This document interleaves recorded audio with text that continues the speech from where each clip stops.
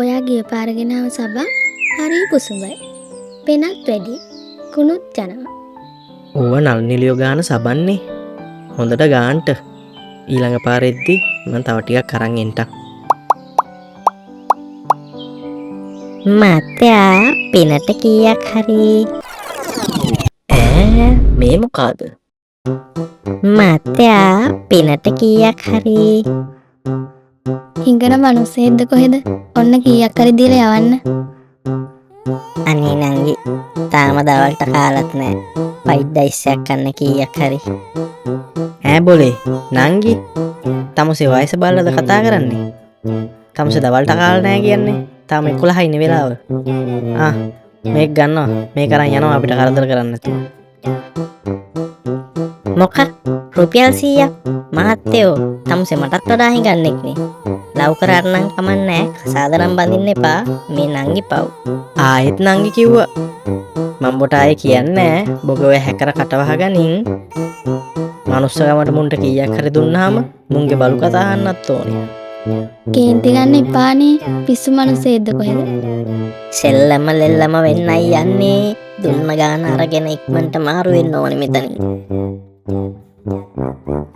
එහෙනම් මහත්තයෝ මං ගියා. නංගි ගිහිල්ලා එන්න. නනි? お前はもう死んでいる。 20 minutes later.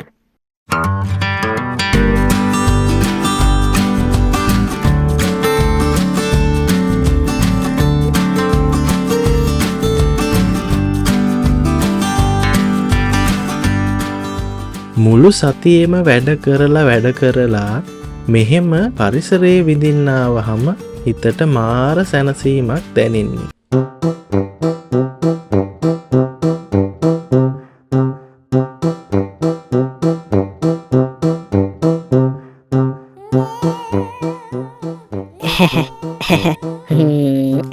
මේ මොකද?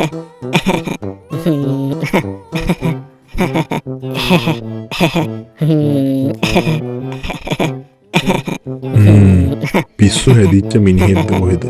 වැඩිය ගණන් ගන්න හොඳ නෑ. මම මගේ පාඩුවේ ඉන්න ඕන. 2000 years later. මොන විකාරයක්ද මේ? මේක ඉවරයක් වෙන්නෙම නෑනේ. මේ උන්න හේ මොකෝ ගුලියක්වත් කෑවද? ඉවරයක් නැතුව hina වෙන්නේ. නෑ මහත්තයා ඉතින් මාළු දන්නේ මොකද්ද? මොකද්ද දැන් මාළු දන්නේ නැත්තේ?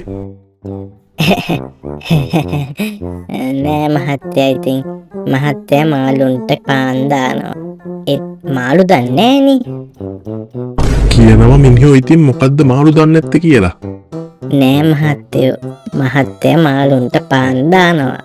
ඒත් මාළු දන්නේ නෑනේ අපි පාන් එක්ක මාළු කනවා කියලා.